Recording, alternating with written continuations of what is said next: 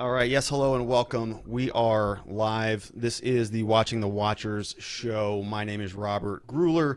Watching the Watchers is a segment that we do here to monitor law enforcement and police officials and prosecutors and basically anybody involved in the criminal justice system. We want to hold them accountable because somebody's got to do it. This needs to be done. Right now, what's happening, what we're seeing throughout the justice system as it relates to the coronavirus is very problematic. And so today on this show, what we're going to talk about are three things. Number one, the coronavirus and the criminal justice system. What's happening out there? We're going to try to conference in my business partner who just sent me a message. He's going to try to call in today around 7:30. We can see if we can get him live. What we want to do is kind of update the world on what's going on from the ground level. We've got, obviously a lot of issues that are taking place. So we're going to talk about the coronavirus. We're also going to talk about some resources that my law firm and my business partner specifically have drafted and generated that are going to be useful for people in the criminal justice system. So we're going to tell you about that and hopefully show and tell a little bit. And then finally, at the end of the program, what we're going to do is we're going to do our Bad Popo segment. So this is what I believe is going to be everybody's favorite part of the broadcast here shortly once this show continues to build up and get a little bit of momentum. But we're going to call out the officers who I have not gotten to. Every week when I make videos and when I think about doing this show, I've got a lot of police officers who have been involved in misconduct. A lot of, different people who are kind of throughout the criminal justice system are all getting in trouble. And unfortunately, we just don't have time to get to them throughout the week. So at the end of the Watching the Watchers show, at the end of this segment, we're going to make sure that we do our Bad Popo segment. So the Bad Popo show segment part of the show will be here tonight, but let's dive into it. So we've got a lot of things to talk about tonight. I'm going to try to keep the pace going fairly quickly here, but what I want to do is give everybody here an update from the ground floor for what's happening in the criminal justice system, what's happening in and out of the courts. Everything that we see around us right now is sort of kind of collapsing to a certain extent, shutting down. There's this sort of slow kind of boil of closures that we're seeing throughout our society. In Arizona, a lot of this stuff started happening in last week, right around Friday. And then it trickled down, and we continue to see different closures. So different cities are declaring different states of emergency, and they are slowly sort of ramping down things being open. So restaurants are now takeout only. Different stores are rationing. I haven't been to a store in quite a while, actually, but they're telling me that they're rationing eggs, they're rationing certain toiletries and things, and so. The question is, okay, the rest of the world is, reacting to this coronavirus spreading throughout our society. So what are the courts doing? My last video, I made a video about some pretty important policy changes that I think that should be made. And a pretty common number is that there's 2.3 million people who are still sitting in custody in our prisons, in our jails, or going throughout the criminal justice system. And so what are those people doing? If we're putting people into custody and we're confining them, we're not letting them out, don't we have a responsibility? Don't we have a duty to make sure that those people are being cared for, being looked after, and certainly given the resources that they need in order to survive this pandemic that's going throughout the world? So what's happening there? And, as criminal defense lawyers, we deal with this stuff all day, and I can tell you that we have never been through anything like what we're seeing right now. It is a little bit chaotic. And so I don't want to blast the court systems. I don't want to blast, prosecutors' offices or judges, because really what we're dealing with is unprecedented. I know a lot of other defense attorneys. I know a lot of people on different various listservs that we've got that are basically these email communication platforms that different attorneys use, defense attorneys use it. I follow a lot of different attorneys on Twitter, and everybody's very frustrated. Everybody's very angry about what they're seeing out of the criminal justice system. And while I share a lot of those same sympathies, I am also cognizant of the fact that, man, they are dealing with a behemoth of a problem right now. And so if we can cut them a little bit of slack, that would be, I think, prudent thing to do, very reasonable thing to do. I think they're responding as quickly as they can. I don't think anybody is taking this thing I'd say, not seriously. So the courts have been a little slow to get some directive back over to us, defense lawyers, to people who've been charged with crimes, to prosecutors' offices. Over about the last 4 days, we've had very little direction, very little understanding about what we should be doing or what's happening in the various courts.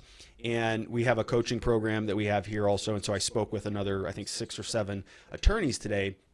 And by and large, they're kind of feeling the same way. There's a lot of unknowns. There's a lot of kind of miscommunication that is happening between the court systems and the rest of society. And I think in large part because they just don't know what to do with this. So let me lay out some of the context that we have here in Arizona. So in Arizona, we have over 180 different courts. So a lot of different courtrooms. We've got city courts and superior courts and justice courts and all of these different court entities that are processing criminal cases.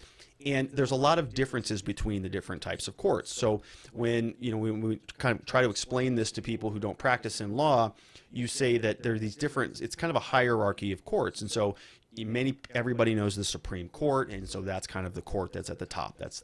They are the ultimate authority. They say what happens, and then their direction, their guidance trickles down to the rest of the courts that sort of are throughout society. And so when it comes to criminal matters, those are largely dealt with by state courts. So we're not talking about the federal Supreme Court. We're talking about individual state courts, and individual states have their own Supreme Courts. And so they've got their courts, and then we have superior courts, and then we have city courts, and then we have justice courts.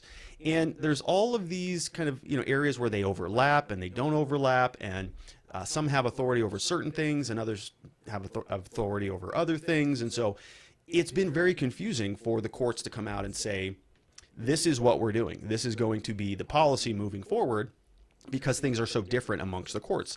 Some courts only handle evictions. Some courts only handle misdemeanors. Some courts only handle felonies. Some courts don't hear cases. They only take appeals, and they work their way up the chain there. So there's a lot to sort of kind of sort through, and the courts have been a little bit slow on getting there. Now, I will tell you that today, literally about an hour before I hopped on this live broadcast, we got an order from the Arizona Supreme Court that actually sort of replaced a prior order that they had released. So they released Order 2020-47, and they just released 2020-48. This is an administrative order, which is now coming down from the Supreme Court. So the idea is that every single court, every single of the other 180 plus criminal courts throughout Arizona are now going to have to comply with this Arizona court ruling. So we've got all these people who are in custody. We've got all these people who are going through the criminal court process. Until today, we've had very little understanding of what to do with them. Some courts are closing. Some courts are continuing cases. Some courts are operating as usual. Just show right up to court. Nothing has changed at all. We're still going to require you to appear in person. And so we've slowly started to see some trickle of changes here. In the Supreme Court, this administrative order just came out today. It looks like this. And if you just Google, Arizona Supreme Court administrative orders, you'll see this one. And I want to just run through some highlights just so you kind of have an understanding of what has transpired today. So these are the changes that we should be seeing throughout Arizona. And, they're probably going to be following the same model that a lot of other states who are a little bit further ahead in the crisis than we are. They're going to be, following their lead. And so this may be very similar in your home state, but of course this only applies to Arizona. So the first thing that really stood out to me was, number one, the Arizona courts are going to remain open to serve the public. They've said that very clearly. It's right there in the second paragraph. Arizona courts remain open to serve the public. And then they go through and they've made another of kind of orders, further orders saying that different courts have some discretion to do things in a way that best serves their court. So here's what they say. They say all in-person proceedings in Arizona, basically, they need to be avoided to the greatest extent possible, consistent with the core constitutional rights until further orders from this court. So here's something that is a very, very difficult sort of tension between the court. The court has to now think about public health, public safety, dealing with an emerging viral crisis that's kind of sweeping throughout society. They need to think about those things, but they also need to think about a defendant's constitutional rights, which in my mind actually kind of supersede the public health crisis. These are constitutional rights that are embodied in our Constitution. They make up the very foundation of the law, and so we cannot trample those constitutional rights. We can't say, well, you get a right to due process, you get a right to confront your accuser, you get a right to present evidence and cross-examine your witnesses normally, but we're going to just delete those for you today because of this emergency. So we're going to use that as justification for actually pulling those rights away. And if that were to happen, that would be catastrophic to our entire justice system, and of course not anything that we want to see happen. So the court is balancing those two things. So can they shut everything down? Can they proceed without a defendant there or without a jury there? Well, the answer is really no. So they've got to kind of work their way around different parameters that they can use to shut down the courts, make sure that we're not overriding or stomping all over somebody's constitutional rights, but at the same time, we're respecting what the court needs to do in order to contribute to the public health and public safety. So there's not a real kind of black and white guideline there. They're just saying really what we need to do is you need to figure it out on your own, and you need to tell us what your plan is to help with these cases. A couple other orders. So they're saying no jury trials, or they're not going to be impaneling any juries between now. So this order came out on March 18th, between now and April 17th. So about 30 days. All of the juries in Arizona, they're not. It sounds like they're not going to be allowing them to be impaneled, which means we're not going to have any jury trials. We're not going to have any actual cases going forward to trial. A lot of this stuff may be able to be dealt with in pretrial proceedings, but no jury trials right now for the next month is what this reads to me like, which I think is a good thing. When you think about a defendant going into court and they have to have their day in front of a jury, and a jury is sitting there in a jury box, which is like half a foot away from the next person in your jury panel. So you've got all these jurors who are sort of mandated, ordered to be in court, sitting next to somebody. If one of the jurors in the panel starts sniffling, starts sneezing, starts coughing, what are they going to do with that trial? Are they going to delete, get rid of every single juror on there because they may be sort of infected, or are they going to have to be quarantined? And is a juror even going to be thinking about what they're watching in the courtroom, or are they going to be worried about catching that virus from their co-juror? So it makes total sense to me that they would continue this stuff out. I think it's the right thing to do. It'll be very curious to see what happens later down the road, whether they're going to be bringing these things back in or not, sooner rather than later. Some courts, actually, we've seen, and Ryan can talk about this, hopefully I get him on the line here shortly, but he has actually explained that they are continuing cases, so they're filing continuances about 30 to 60 days even. Some courts are going out as far as 60 days out from now. So we're going to have a lot of kind of dead time. Courts are going to be essentially closed, but we're going to be able to appear telephonically. So one of the other orders is they're going to limit in-person courtroom contact. They're going to really encourage everybody to come up with alternative means of proceeding forward on cases by filings, teleconferencing, video conferencing, emails, and so on and so forth. Another interesting part of the order, of course, is that if there are proceedings that need to take place in person, the court is going to limit those pretty substantially to a smaller number of people. So they're saying that basically, follow the CDC social distancing recommendations, consider the size of the facility, do not schedule multiple simultaneous hearings, back to back, no more than 10 persons at a time in a courtroom, which is a very small number. I mean, most courtrooms that you go down to in Superior Court hold, 100 people. So to limit that to 10 is quite a substantial reduction, but I think obviously that's a good thing. It's a prudent thing to do, and if we can appear telephonically, if we can avoid actually having to travel down there, even better. I do think a lot can be dealt with just on the phone or through video conferencing. So Supreme Court is ordering that all of the other presiding Superior Court judges basically respond back with a plan and tell them what they're going to be doing in their own individual courts, and then they're going to pull back any local rules. So we're talking about local rules. These are rules that individual courts have, that they can kind of set their own rules on how they like to conduct business? Do they like original copies? Do they take faxes? Do they do telephonics or not? So the court is saying we're going to actually pull back on any of those rules. If they impede your ability to use technology, those rules are coming out. So if you want to say that, you know, we're only going to take original motions, or you have to appear at every court date in person, and there are some courts in Arizona that do that, that's a no-no anymore. We're now going to basically require the courts to get in touch with technology and move into the 21st century, which I think is a pretty good thing, because a lot of courts just don't do that right now. They're really sort of stuck in the old times. The court is saying they are going to stay open even if we come down to, you know, kind of a government shutdown. I don't know about a government shutdown. That's not mentioned in here. But, you know, if we go into sort of a state where lockdown, it gets a little bit more intense, whereas we cannot go to the office, we can't leave our homes, we can't do any of those things. The court is saying that they're going to do their best to stay open to the greatest extent possible. They're going to use things like drop boxes and collect documents that cannot otherwise be e-filed.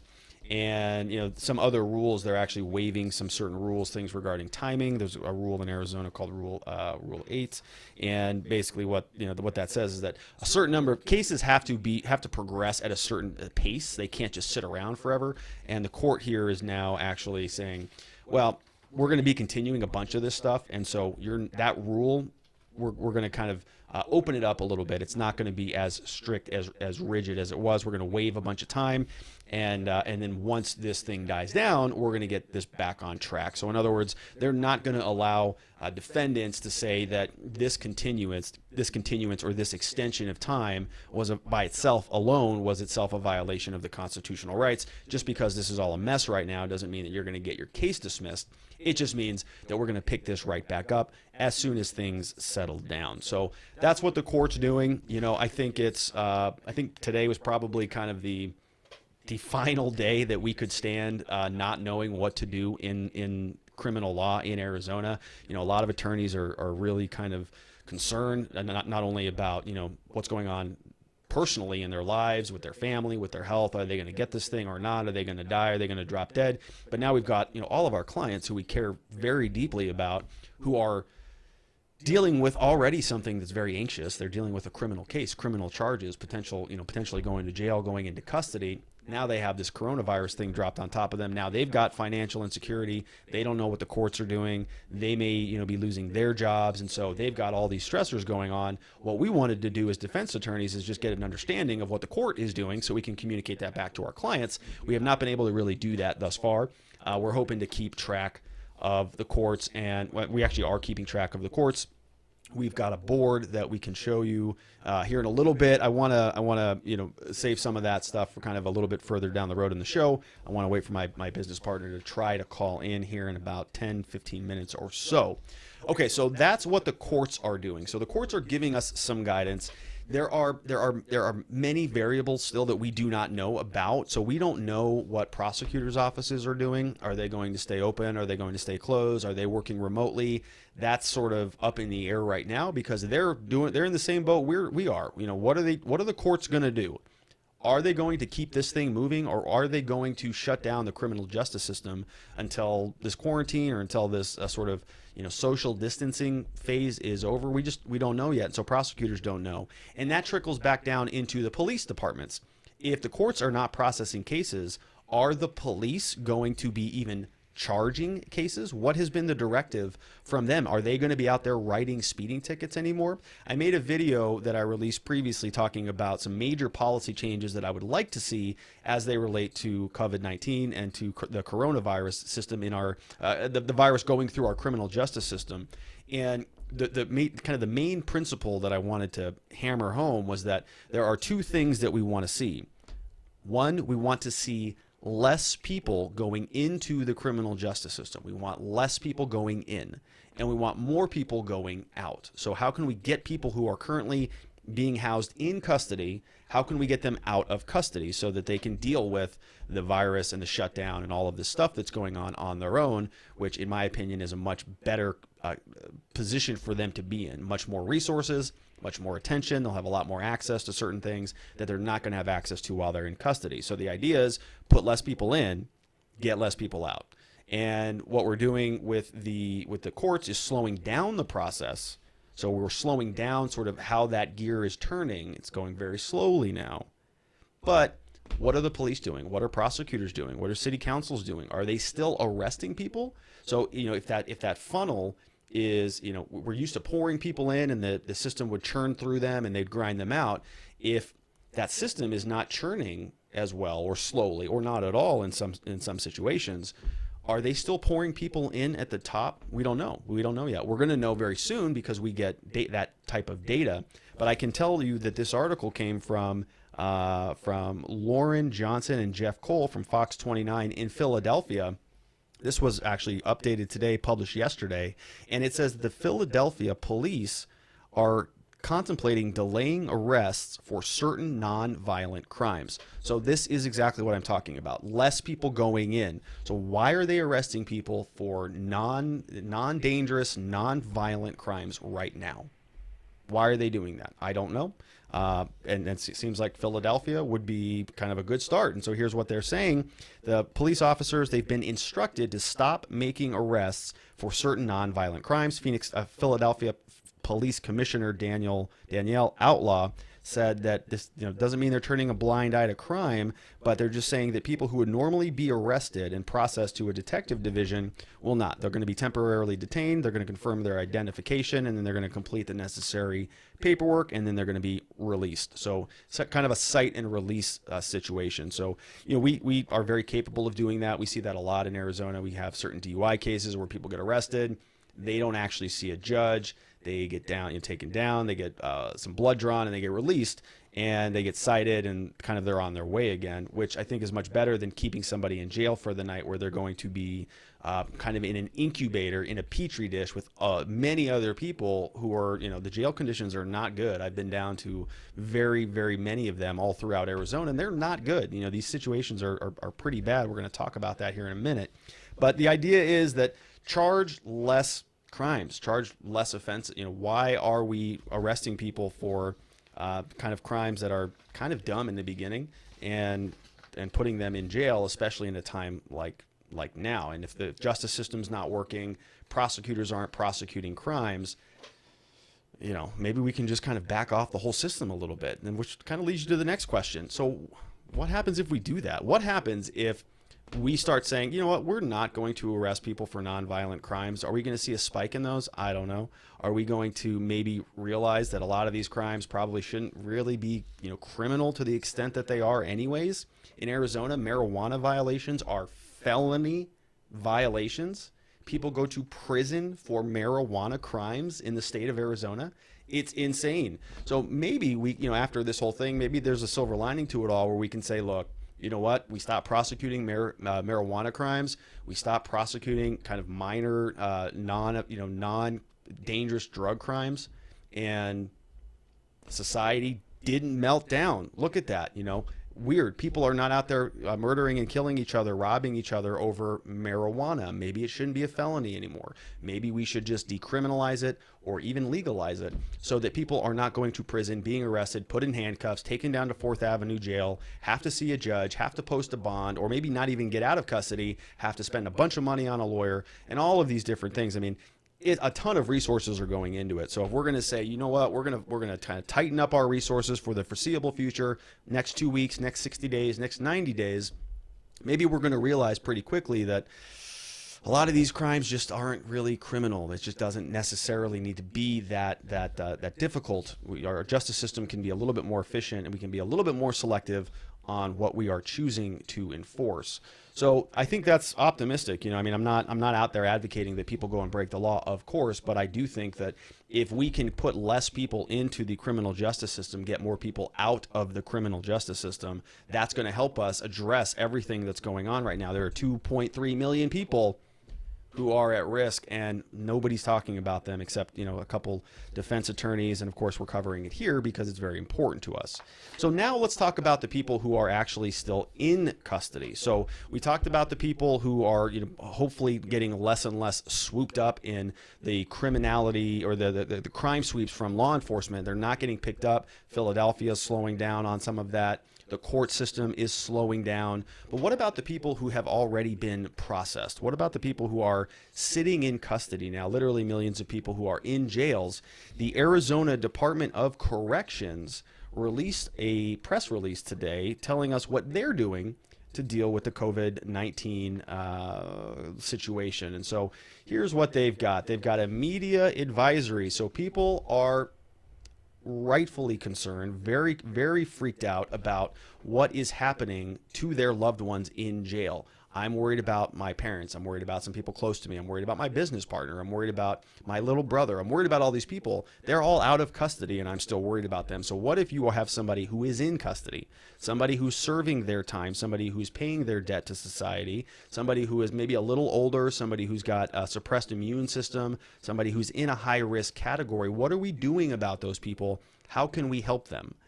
It's extremely difficult. It's very difficult. I've looked into it. I've looked at what other lawyers are doing, and basically the only remedy that it appears exists right now is, a clemency or a governor basically pardoning these people to get them out of custody, and that's going to require massive amounts of efforts. And I just don't, I'm not real sure that we're gonna see much movement on that because the volume is just so high. We have so many people in custody that for the traditional clemency board, we've appeared in front of the clemency board, and for them to actually take action on this, it's a huge process. So unless the legislature, unless the government does something pretty dramatic and says we're going to just blanket pardon anybody with, I think anybody with no prior offenses, anybody who was doing something non-dangerous, non-criminal, something that was drug-related, we can turn that over into a rehab program. We can turn that into counseling, substance abuse treatment, go into a sober program. There's all sorts of alternatives for that, or we can take those people who are in custody just for drug offenses and actually, get them out of there so that they're not going to be overwhelmed as this virus sweeps through. So here's what they said that they're doing. And actually some of this was news to me. I was pretty surprised by their response. I think it's wholly inadequate, but they feel good about it. They released this and they think that this is moving the ball forward. So here's what they've got. They say that they've implemented the following measures to defend against the spread of the COVID-19 virus. So here's what we've got. They're acknowledging that currently our prisons, our jails, our Department of Corrections, so DOC, this is our prisons, have no confirmed cases of COVID-19. But what they're doing is they're taking proactive measures to protect their employees and inmates. So they're going to suspend contact and non-contact legal and non-legal visitation of inmates throughout the prison system. So no additional contact between the parties in terms of actual physical presence being there. So they're going to shut that off, which is kind of a big deal. They're also going to, which is very nice of them, they're going to waive the copay that inmates must pay for healthcare services as long as it relates to the flu or cold-like symptoms. So when you go into prison, you got to pay for a lot of things. And one of the things you have to pay for is your copay for healthcare. So currently that stands at a $4 copay. So the inmates, they work, they make pennies on the dollar. That's a whole separate conversation, but they make very little money. And so now what they're saying is that, yeah, if you've got flu-like cold symptoms, we're going to go ahead and waive your copay. So you're not going to have to pay the $4. We're just going to give you some medical care, some medical treatment, which is great. Thanks. Next, what do they have? So they're going to say that they're going to provide, and I did not realize this, but they're going to provide free hand soap to all inmates upon request. So they're not going to give everybody hand soap. You got to go ask for it. And if you want hand soap, it's going to be free, at least until this emergency declaration has expired. So until such time as this expires, we're going to take back the soap. So they don't have hand soap unless they pay for it, which was news to me. I mean, I didn't realize that you had to go in and pay. I've never been to prison, but I didn't know that little detail that you had to go in and pay for your soap. So even if you go and use the restroom, even if you're in your cell and you need to use the restroom, if you're not paying for soap, they're not giving you soap. So you got to go and you got to pay for that, which is, I guess, I'm sure they have a justification for it, but seems kind of ridiculous to me that even something as basic as a soap needs to be paid for. But like I said, I'm sure they've got their rationale for it.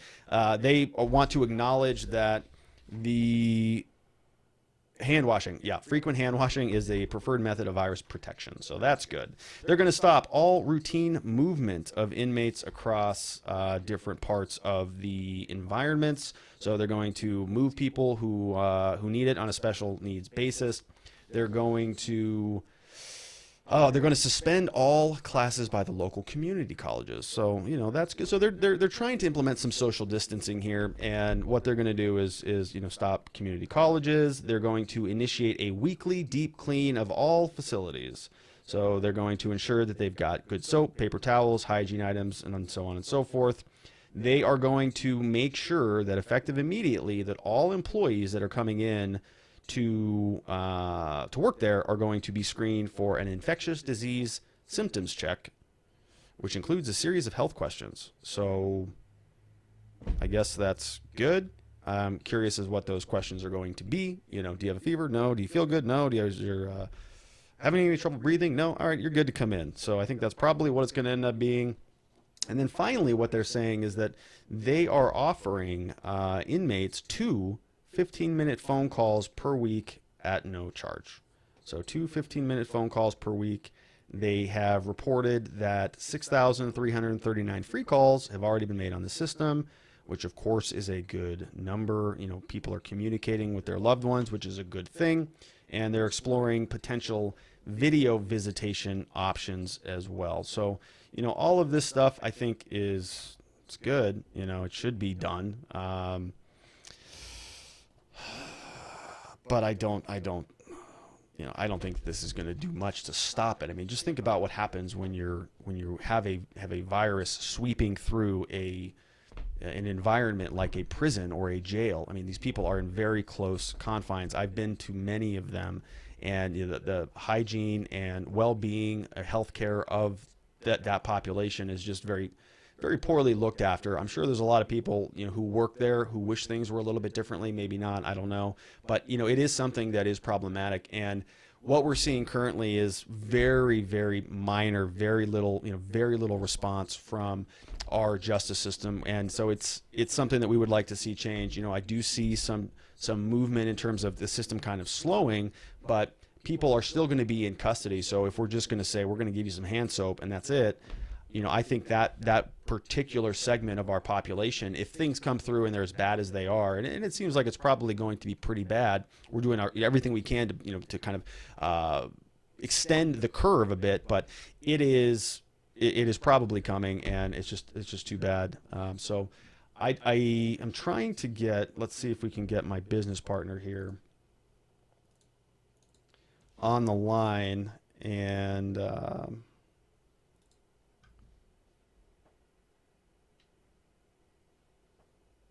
let's see if that's coming on.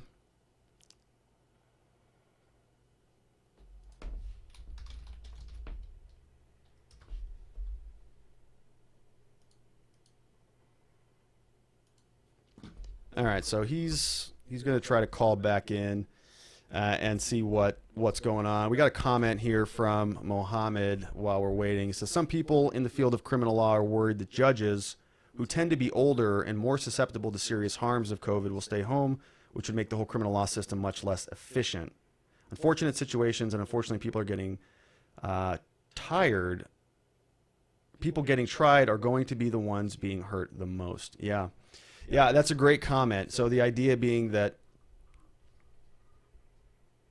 wait, hang on a second. So I'm trying to get Ryan connected here. So I appreciate your patience. This is our trying to kind of figure this stuff out. Let's see if he can try again.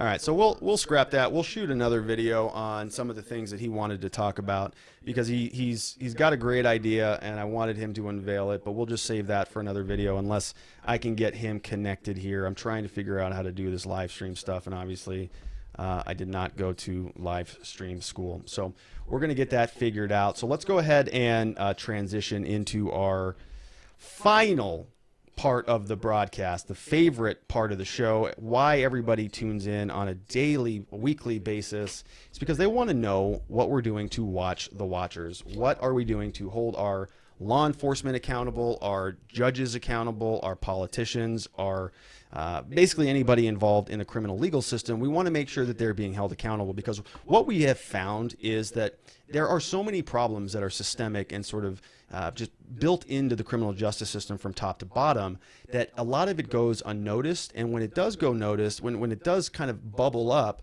it gets brushed over very quickly. This stuff, cops get in trouble, they will resign in lieu of being fired, and they will go get a job in a different county or a different state, and then they will have to, they'll serve their time there, and then they'll come back. So they'll resign, they'll get hired again, just because enough time kind of elapsed, and everything that was tied to their prior misconduct is going to be just kind of swept under the rug. It just doesn't exist anymore because of enough time has elapsed. So what we want to do is make sure that that's not happening. There's something in Arizona called the Brady list, and so when cops are involved with misconduct, they're supposed to be added to that list. Unfortunately, because a lot of this stuff is not considered misconduct, they never get added to the list, which is not good, but we're going to add them to our list. So we're going to add them right on our show. We're going to hold them accountable. I have an entire board of mugshots and file photos from different officers all throughout Arizona. And what we're going to do is we're going to expand this into other parts of the country as well, as long as the stories are good. So let me show you some of the ones that I have not gotten to. I have a stack, literally a stack of news articles about police misconduct, officer misconduct, all throughout Arizona. And so today what we're going to do is we're going to start with somebody from, wait, hang on a second, folks. We got a connection here with my business partner, Ryan Cummings. So let's switch him on here. Ryan, can you hear me? Yeah, I can hear you. Perfect. There he is. All right. So there's Ryan. All right, my friend. Cool. I'm glad you got that working. How is it going home in quarantine right now? It's good, So we've I saw one of those memes the other day that said, I know one piece of medical advice that I'm not going to listen to, and that's the recommended child screen time. So William's watching a little TV show before he goes to bed right now, and Cora's getting put down. So, doing what we can. Yeah, well, I appreciate you hopping on tonight. I know you've got the whole night routine, so we won't keep you too long. But I was hoping that you could kind of share a little bit about what you've been kind of experiencing. People can hear it from me, but I think it's a lot more valuable when there's somebody else who can say, "Yeah, look, I mean, this is literally what we're going through with this whole coronavirus situation." So, why don't you just kind of give us an update what you're seeing with the courts, and then we can talk about some of the resources that you drafted up today and share those with the audience. Sure. So I think I think two concerns that we've seen. One is that the court systems are not shutting down. So the problem is that they're bringing in all of these people to conduct pretrial conferences, whatever the case may be, and the court systems are not set up in order to give people that social distancing, the 6 foot of space that you need. In order to have that safe distance. So what happens is everybody comes in through the same doors. Everybody goes through the line in security. It's like court security. That's the thing, because you got to go through a metal detector, and then you're going to ride people. And generally in the mornings, those elevators can have 10, 12, 14, 15 people in it, and everybody's just packed in. So that happens, people that are sick, they're coming to court because they don't want to miss court. The defense attorneys, it's making the prosecutor, court staff, judges. I mean, there's just a lot of people on these courts. And, the Maricopa County probably processes easily 1,000 a day. Or at least that's what it seems like. I mean, there's 2 entire buildings that process criminal proceedings. There's another building that processes civil proceedings, and then it's just all getting processed through there. And there's probably at a minimum, more than 1,000 people that are going there, and they're all, again, very, very close together. And then when you go into the courtrooms, you're all squeezed in either on benches, depending on what courtroom you're in. You're either in on benches or you're in, seats like, again, like you'd see in an airport. They're connected together one by one, and you're just sitting next to people. And because of the amount of people that are there, it's hard to keep that 6-foot distance.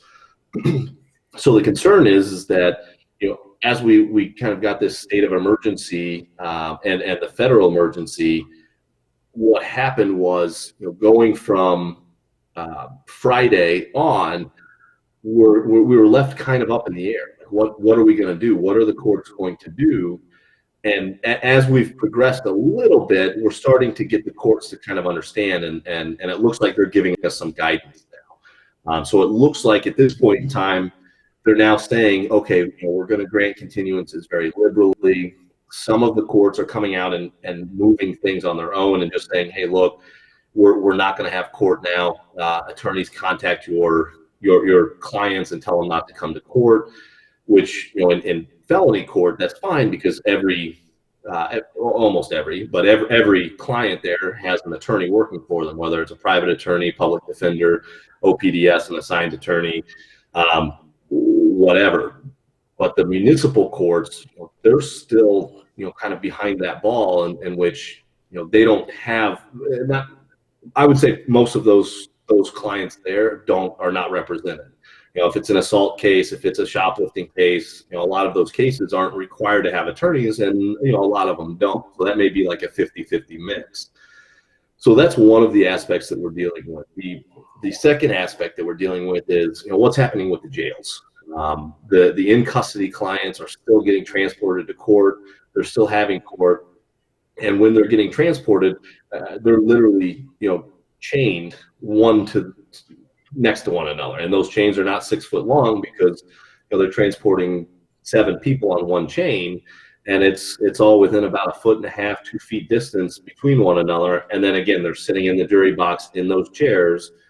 And the problem is with that close proximity, and then in the jails, they're not able to have access to some of the soaps, definitely not access to the hand sanitizers, so it's very difficult to keep that cleanliness up. And I think that's one of the major problems that we're seeing across the nation, but again, specifically in our courts here in Arizona as well. Yeah, and people, a lot of people, I think most people don't hire an attorney when they've been charged with a crime. A lot of it's pretty minor stuff, and people think that they can go figure it out on their own. Of course, I don't think that's good advice, but people do that, right? And they think, I'm going to go and talk to the prosecutor and negotiate these things out. Well, the problem now is that people they don't know what to do, and in large part because the courts don't know what to do. So now you've got people with court dates, and you've got these proceedings coming up, and people are, they're concerned because they've got kind of these dual instructions that are going on. They've got, don't go out in public, don't leave your home, don't go to restaurants, don't go to the gym, stay home, lock yourself up, buy a million things of toilet paper and just lock yourself in your home. But now they've got a court date that they got to go to. And so now that, they're thinking, well, what am I supposed to do? So you've actually drafted up some resources, I think, that can help people answer some of these questions. What should I do? What can I send into the court? Can you walk us through? I know literally we're kind of drafting this stuff up right before the show. So can you tell us what you've put together? Sure. So one of the motions is just a very basic motion to continue, or in the alternative, to appear by phone. It seems like now most of the judges are just granting the motions to continue, but this was, when I started drafting it, it was because we weren't sure if they were going to make us do telephonic appearances. So this was so that you could get your court date moved out and not have to physically go to court. And if the judge wasn't willing to move it out, then at least you'd have the option of appearing via phone. And that's what we were looking at that motion. So it's, again, everything that I've drafted, and I know you've posted it on our website for us. I think was it COVID legal documents? Yeah, covidlegalresources.com, and that should right, be covidlegalresources.com. So if people go there, they can have access to these. They're all Word documents, and then I also put a Loom video on there, so that's just kind of explaining where you need to change things and what they need to be changed into, so that you can take a look at them. So that was a motion to continue. That is, if you've got a hearing coming up in the next 2 to 4 weeks, you should go in and use that motion and then file it with the court. One of the other resources that we can add there is a core resource list, and just kind of that way they've got the fax numbers, that way they've got phone numbers in order to be able to follow up with some of these motions. But that's the very first one, is the motion to continue, or in the alternative to appear telephonically. Again, we're seeing a lot of judges are being very liberal with granting motions to continue. So I think that they're just going to get continued. And originally, when I had first drafted it, I had posted it out to April, but we're seeing a lot of courts are even pushing things out into May. So I changed one of those portions in there to say, let's continue that court date out to May. I think that that's probably wise. Most of the courts are willing to do that. I think we're going to continue to see kind of a delay or a pause in the court systems for anybody who's out of custody for those April cases and March cases leading all the way into May. So that was motion number one. One of the other motions that are available online is a motion to quash a warrant. So what we noticed Monday, Tuesday, I haven't gotten some word back today, but I'm guessing today the same thing happened, was if you decided to stay at home and not go to court, because when, again, as Rob mentioned earlier, as you're listening to the different sources, I have a court date, but yet all of the CDC, all of the scientists, all of the medical personnel, they're telling me to stay home because that's what I need to do in order to, make sure my community's safe, make sure my family's safe, make sure I'm safe. That's how I do my part, is by staying away from people. If you decided to do that on Monday, Tuesday, Wednesday, and you did not show up to court, you likely got a bench warrant issued. It's an arrest warrant, meaning that if you're caught speeding down the street and an officer pulls you over and sees it, he can arrest you and take you to jail. Again, another place that you want to avoid right now. So what this is a motion to quash a warrant. Again, it's in Word docs, so that you can download it. You can change everything that you want in order to fit what court you're out of, your name, your case number, what date that the warrant likely got issued, and then a judge can grant all of that and set a new hearing. Each one of these motions has an order attached to it, and what that means then is that that's what the judge signs and then sends back to you. As you go through the motions, that's why it's important. You'll see that there's a place for you to put your name, there's a place for you to put your address, there's a place for you to put your email if you have an email address. But that way then the judge can send you back that order, and basically that's the judge's answer. That's what the judge says, yes, I'll grant your motion, or no, I'm not going to grant your motion. The last one that I had is a motion to continue, a motion to issue a new confinement order. So a lot of what we've dealt with now and with some of our clients that we're dealing with immediately are the clients that maybe they had a DUI and they have to go serve a jail term. Well, right now we're advising clients, let's get you a new confinement order so that you don't have to go down to the jail. Again, this is where they're saying that once someone in jail catches COVID-19, that it's going to spread like wildfire. So we don't want to add fuel to that fire. We don't want to add people into that system. So what this is this is a motion to the judge to say, hey, judge, I'm supposed to go to jail on this date. I'm asking you to allow me to push that to May. Again, we feel as though the judges are going to grant that. I think it's the right thing to do. You're not asking them to get out of your responsibility. You're not saying, I don't want to go to jail anymore, I won't do it. We're just saying, hey, look, can you delay it a couple of months? Let's see what's happening in the state of Arizona, and then I'll go do my jail sentence in May. That too has an order with it as well, so that the judge can grant it. You're going to need to ask for a specific date in that motion, as well as then once the judge grants it, you're going to have to go down and get the physical confinement order, because with all of the cities, you have to take that original into the jail. That's the only way that they're letting you in. So those are the motions that we've drafted right now. I think that they're pertinent probably nationwide. If there's other attorneys out there that want to add to this and say, hey, look, if you're in Arkansas, these are the actual motions that you need. Like you'll see in the motions, we're waiving Rule 8 time.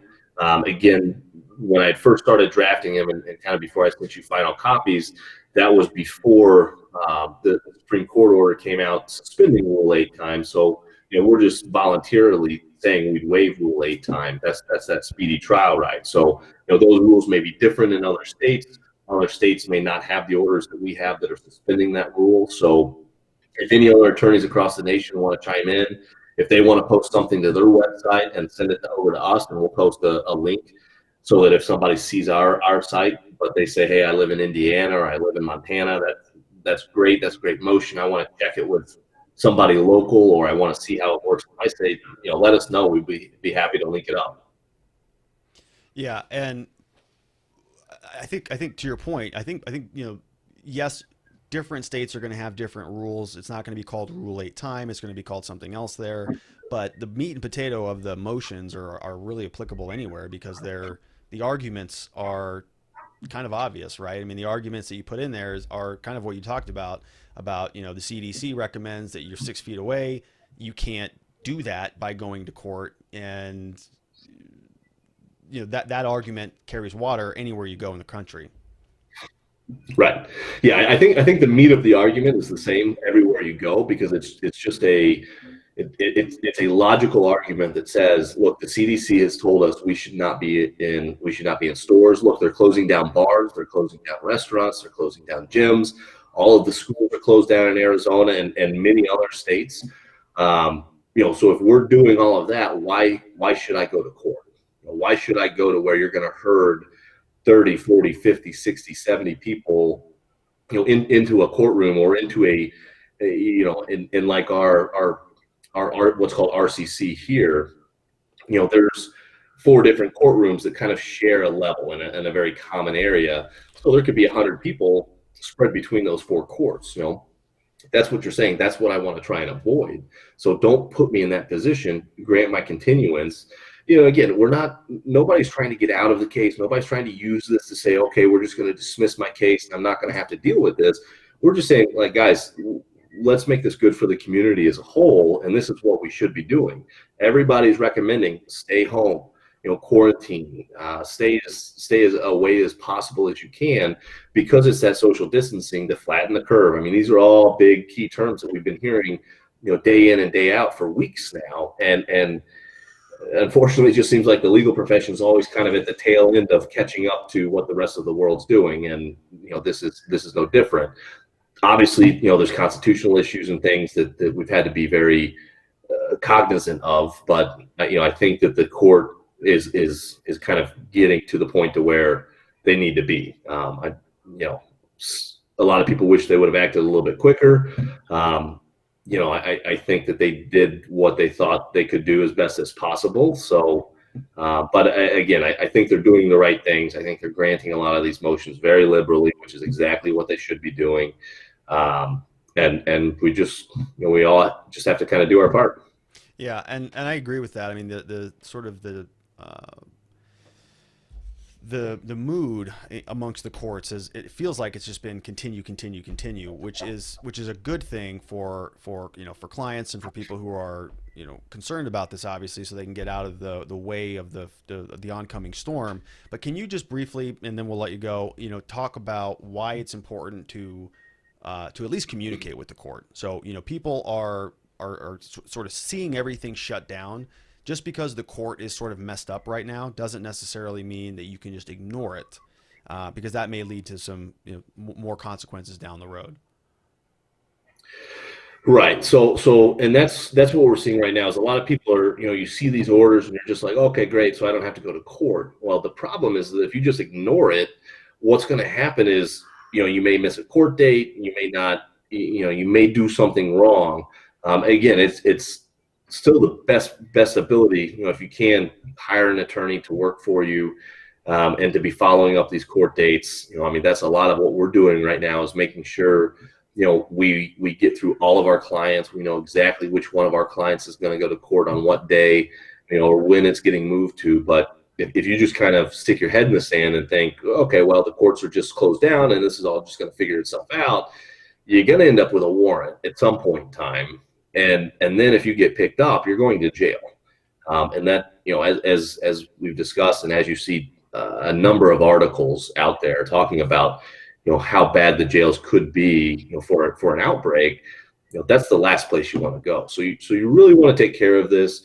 It's really just something that's just going to get delayed a little bit, but you don't want to miss the ball. You don't want to forget about it because, there's a lot going on in the world right now. And, a lot of people have a lot on their minds. So you really want to take care of this, or hire somebody to take care of this for you, monitor it. We can watch it. A lot of the times, even when the court case comes around, if it's a misdemeanor case, we can go to court for you. You don't even have to go to court. But those are the importance of it, because if you just ignore it, it's not going to go away, and you're just going to wind up with a warrant, or you're going to wind up with something wrong happening, and it'll make it even worse in the long run. Yeah, and it does get worse very quickly. If you get a warrant out, they suspend your license. They suspend your license across all the states. So, if you got a case in Arizona and you live in Georgia, Arizona is going to suspend your license, and that sucker is going to travel back to Georgia. So, and then things can really start to compound and get considerably worse. So one more time, the website. So the motions that Ryan drafted, it's covidlegalresources.com. That's going to forward you directly to our website. And there are 4 motions or 6 documents on there, 3 motions, 3 orders, and they're all available to download. They're all editable. The templates are there. So, repurpose them, do something with them, for your case, but be proactive about it. The reason why he wanted to draft those and make those available is so that you actually use them. You don't bury your head in the sand, because it's 2020. Most things are digitized. They are not forgetting about any cases. It will come back as soon as things settle down. They're going to just pick right back up where they left off, and they're going to want to move through it quickly. So, Ryan, anything else you want to leave us with, or turn you loose back to your family? And just one other thing, we mentioned the warrant too, but if you have civil, like if you got a DUI and then also had a civil speeding ticket with it, then what's going to happen is they're going to default you on that. You're going to start going to collections, and you're just going to start racking up fines too. So there's obviously the monetary that comes with this, but no, I mean, I think we're just kind of in a time now that we're just going to all figure it out and see what comes down the pipeline. I think it's right for everybody to do their part and kind of stay away, and just do the best that you can. I know some people you can't, like, you've got to do it. Also, just a huge shout out to all of our medical professionals. I saw somewhere else someone thinking the people that are still working at the grocery stores and stocking the shelves. I mean, those guys. Anybody that's just kind of helping things stay afloat as much as possible, we really appreciate everything that they're doing, and we'll do our part and stay away as much as possible as well. So yeah, ditto that, brother. All right, man. Well, I appreciate it. One more time, covidlegalresources.com. So that'll take you all to Ryan's motions. Ryan, my man, I'll see you when I see you. All right, thanks, brother. Have a good night. You too. All right, so that was Ryan Cummings. Again, the website is COVID Legal Resources, and what you can do is you can go there. You can download the motions if you want them. We're not charging anything. We don't want any credit for it. Our name's not even on any of the motions. Just use it in your case, because I think his point was, it was very important. If you do ignore it, it's going to be a bigger problem for you. In Arizona, actually, they can charge you with a separate crime for missing a court date. So it is a problem. It's not good. And you need to do something about it. We had a couple comments come in when Ryan was on the show. One from Scott Griffiths said, see the letter from the prison law office. Embedded in this article, the prisons are completely unprepared for what we're seeing here. Let's see here. And how some of Arizona's and America's most vulnerable. I'm researching at what point it becomes unconstitutional to not have enough cleaning supplies, TP, or hand soap to prevent catastrophe in the prison. Keep up the good work. Another one from Howard Dwarman, who's another criminal defense lawyer locally in Arizona. He says, don't forget NGAs. NGAs are not guilty arraignments, which until this order came out today, my understanding was were still happening. He says probably closer to 100 people in one courtroom. And he's right. The NGAs, not guilty arraignments, are very, very busy. We have a lot of people in there. So yes, we're going to see some response, but don't leave it up to the courts. Take some of your power back. Do something proactive in your case. Go over to covidlegalresources.com, download the motions you need, get those filed. our experience has been that judges and courts are just granting these things almost automatically because they are so overwhelmed and they have so little guidance on what to do that they're just saying, you know what, we're going to kick this thing down the road 60 days or so. So check that website out. Now let's get back to everybody's favorite part of the broadcast. It is the Bad Popo segment, Bad Popo. So we're talking about, again, why we do this is because we want to make sure these guys are held accountable. What ends up happening is they get fired, then they appeal it, and then they get their job back. Or they get fired and they go to a different county. They get a job with that county, and then they come back to their original county. So this type of stuff happens all the time. They resign in lieu of being fired. They do all sorts of sneaky things. The one I want to talk about first is this fellow right here. Wait a minute, right here. This guy's name is Eli Max, and so he just recently got fired from La Paz County Sheriff's Office. This is a county up in Arizona. And the issue was, I've actually been following this story for a while, so it's been kind of interesting to see some of the conclusion. But back, I forget when this was, September, he actually stopped a guy, an African-American guy. The guy's name was Phil Colbert of Lake Havasu City. And I watched this whole body cam. I watched the whole interaction. Phil Colbert actually recorded it all on his phone as well. And so what we had was this traffic stop, which was just horrendous in my mind. This guy, so this cop, Eli Max, actually went up to this guy's car, stopped him, asked him if he was smoking marijuana, like, I don't know, 10, 15 times. I mean, a ton of times.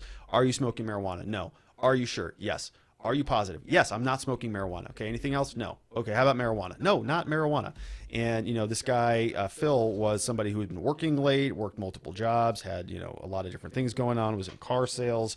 The reason that this officer stopped him was because he had a hanging air freshener off of his whatever that rear view mirror. He had a hanging thing on there, which is technically illegal, but you never get pulled over for that. This guy pulled him over because he was an African-American guy driving through La Paz County, driving through the Kingman area, coming down from Vegas, and he wanted to stop and write him a ticket. So, he followed him. He made up a reason to conduct the traffic stop. He stopped him, and then the traffic stop was brutal. I mean, he was really harassing this guy, kept him on the side of the road for a long period of time, just questions.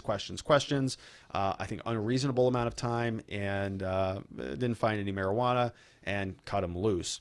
Now, he says during this entire traffic stop, he said something to the effect of, come on, man, just admit that you've got this marijuana. If you have it, I'll smoke it with you. I'll just we'll just hop back behind the car. We'll just smoke one out real fast. And, that's clearly a lie. Cops are allowed to lie. It just doesn't sit well with me. I mean, I think it's lacking in integrity in a lot of ways to do that with somebody on the side of the road when he knows that that's not going to happen. So what ended up happening is this guy, it kind of turned out to be a little bit of a pattern. There was another couple another African-American couple who had a similar experience, and there was an article about them as well. This story actually was pretty big. We tried to get Phil Colbert on our podcast.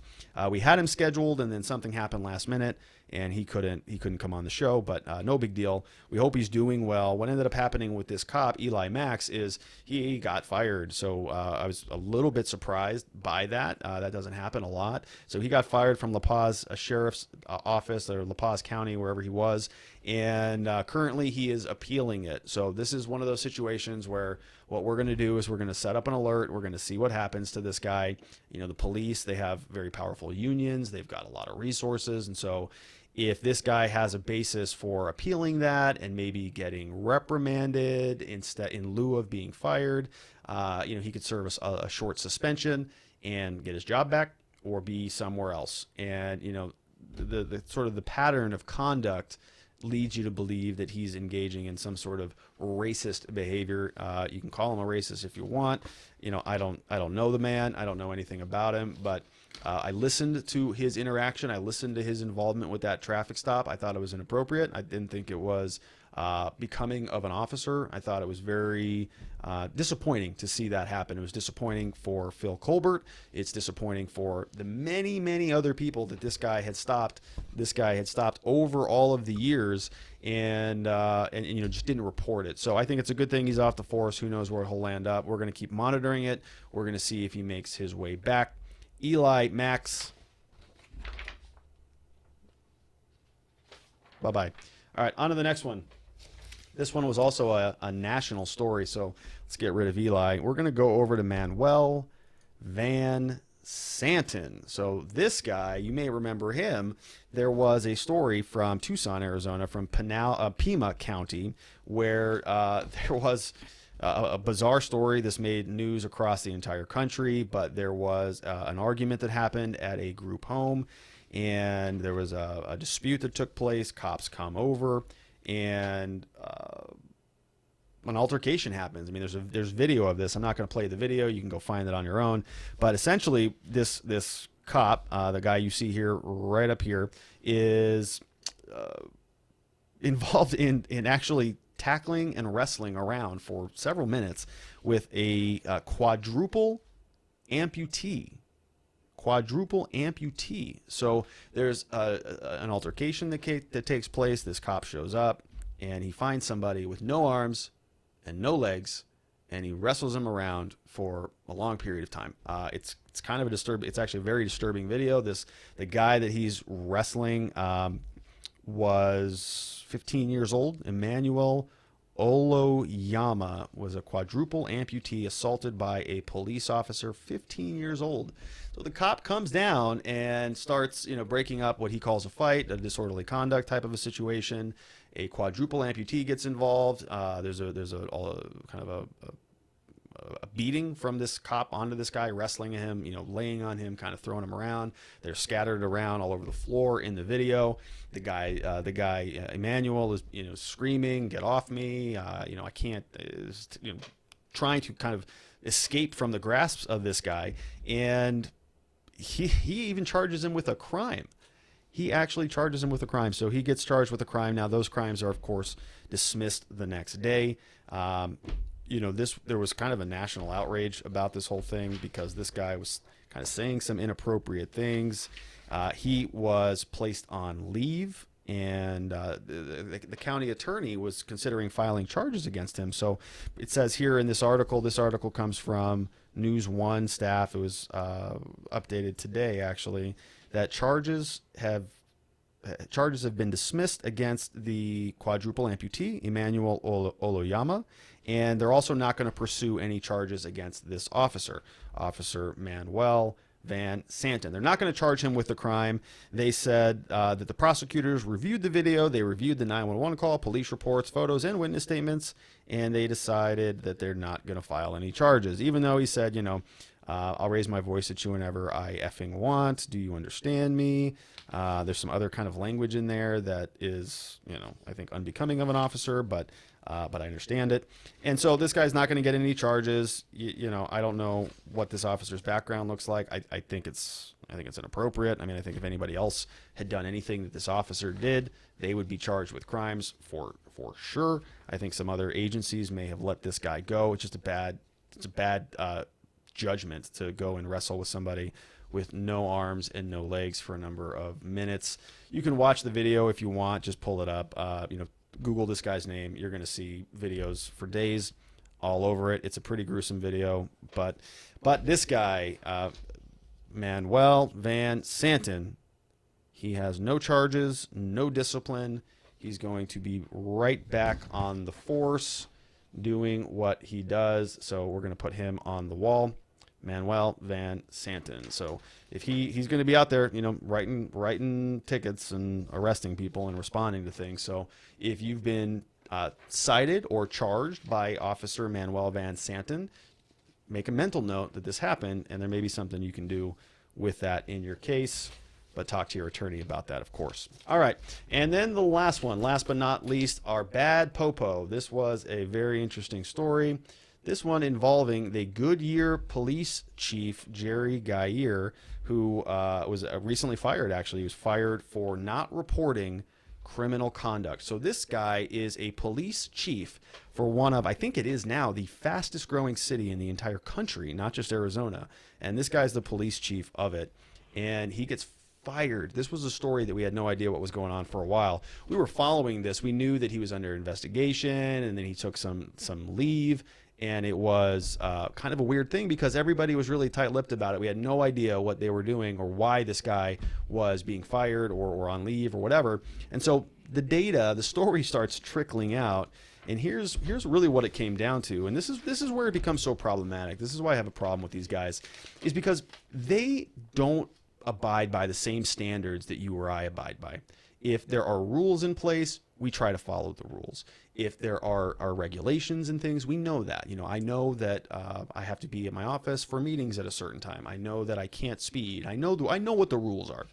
And these guys know what the rules are. They know them better than most people, because they enforce them. They have special training. They go through police academy. This guy has, presumably, I don't know what his background is, but presumably to become the police chief, he knows the rules better than anybody. He knows them the best because he is the one who is at the top of the chain. So he's got to enforce them. They've got to trickle down to the rest of his officers, the rest of his team, the rest of his police department. And when you've got this type of sort of bad behavior at the top, of course it's going to trickle down. So they need to be held accountable more than anybody. Now, this is not uncommon. We see this type of behavior all the time. So here's what happened. So how does a police chief get fired?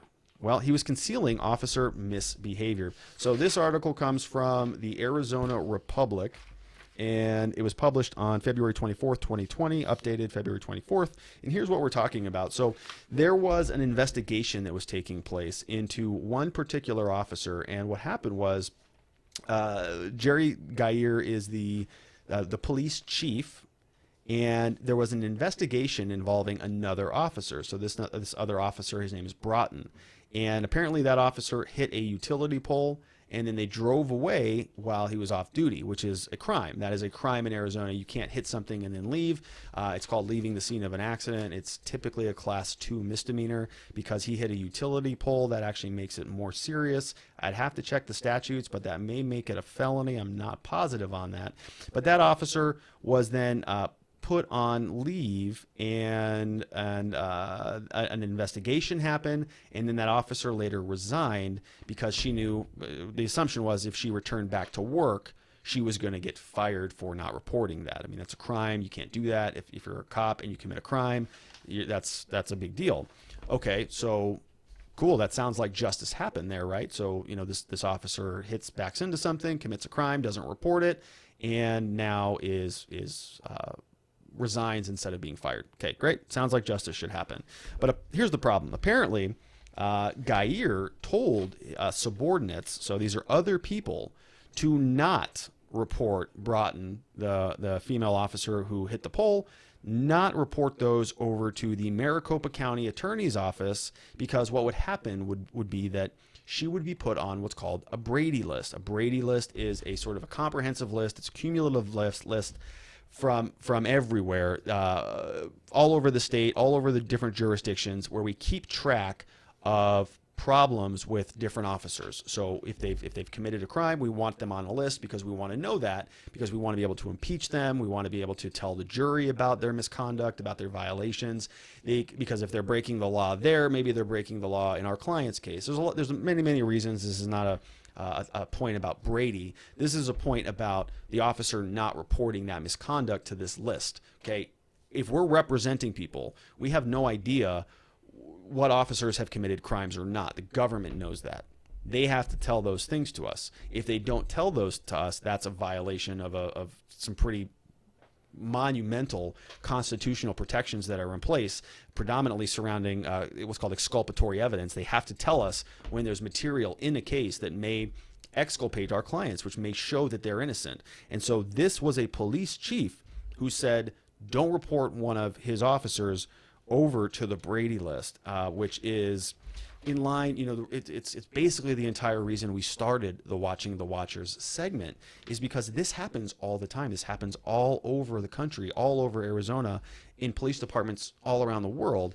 It's called the blue line or the blue shield. It's this idea that law enforcement, police officers will protect each other from any repercussions. They're going to close the door on any potential investigations. They're just going to sweep everything under the rug because they're part of the same clan. They're part of law enforcement, and they protect one another, even if one of them violates the law. So, the fact that this was going on at the top level is shocking. It's kind of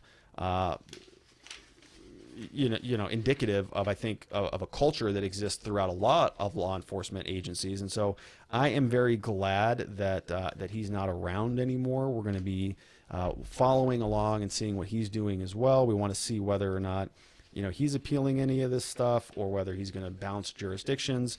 Sometimes what these guys do is they go to different states. So we'll see if that happens with Jerry Geier, but it's been an interesting story, and it's been very interesting to learn about exactly what was going on. To many people that may not sound like a big deal. Well, their buddy did something wrong and they just didn't report on him. They didn't tell anybody about it. It's a catastrophic problem, because what ends up happening is that trickles out throughout the culture of the entire department, and then officers are doing that on a regular basis. It starts out as a small thing. Well, she hit a pole. Maybe it's not a big deal. We'll get the pole fixed. Can she pay for it? Whatever it is. I understand that people make mistakes. That's not the point of this segment. The point is that if you start fibbing the rules a little bit, if you start kind of bending around the margins, that trickles down into everything else. So now an officer who wants to justify their DUI traffic stop on the basis that they're alleging that person was speeding, well, were they really speeding? Did they really make that wide right turn? Or did you just kind of wrap that up? Did you just say, well, we're just going to bend the truth here a little bit because it's justified? The ends justify the means to a certain extent. There's an old philosopher, Machiavelli, who that's where that idea came from his writings. And the ends justify the means is just not appropriate for law enforcement. Doesn't matter whether or not that was a good officer, or whether this was just an accident, or whether the officer's stop was justified because you ultimately were convicted of a DUI. An illegal traffic stop, a fibbing of the basis for that, is monumentally problematic, and we can dive into that in other videos. But that's what we've got today for this episode of Watching the Watchers. We just finished with Jerry Geier. So we've talked about a lot today. This is the show ran a little bit longer than I thought it would, but we got some good information. Just a quick recap. We talked about coronavirus. We spent a lot of time on that so that we have an update on what's happening in the criminal justice system. If any of our clients are watching this live broadcast, our office is fully operational. We've got everybody working, some remote, some coming into the office for certain limited things. But what we're doing is our law firm is very digitized. We're all paperless. We've got Zoom conferencing. We're very good with video and all sorts of things. So technology is our strong suit for sure. We've got a lot of resources. We've actually hired more people to kind of help us through some of this stuff. So we're in a good position. You have nothing to worry about. We are waiting a little bit on hearing from the courts for some additional guidance. We're keeping a very clear record of what courts are doing, what courts have different capacities and those things. So we'll get it sorted out. We're not worried about that, but we want to convey to you that there is nothing you need to worry about either. For those of you who are not working with us, if you have a question about an Arizona case, feel free to give us a call. Free case evaluations. We can set up a Zoom with you. We can have you come into the office if we follow certain guidelines and things, but prefer to just communicate with you via phone. But aside from that, we want to make sure everybody's staying safe. Check out the resources on covidlegalresources.com. I'm having trouble remembering the name because we just made that live literally about an hour before I started the show. So those are available. Spread those around throughout the world, throughout the community, so that other people can do something with their cases. Encourage them, even though it may be easier to just ignore these things for the time being. It's not a good long-term strategy. Want to make sure that you're doing something with it right now. So file a motion to continue. File something just so that the courts know that you're being proactive about it. I think it's going to serve you a long way. So that's all that we have for today. Thanks for tuning in to Watching the Watchers. Do me a favor. Be sure to subscribe or like or comment. Let's spread the word on this. I think that we can be stronger when we're communicating together. This is one of the beautiful things. Even though we're all in our individual homes, we're all sort of under a self-imposed quarantine to a certain extent. We do have the ability to connect through the internet, to use our social networks, to really build a network, to really kind of create some change. Our focus right now is on the jails. It's on the justice system. It's keeping people from going in. And it's from getting people out. So stop people going in, help people get out. Those are the two main focal points for us and our firm and this show. But hit subscribe. Come back next week, Wednesday nights, 7 p.m. It's Arizona time, which is Pacific time right now. We'll look forward to seeing you then. Until then, stay safe, stay healthy, and we'll be back to keep on watching the Watchers.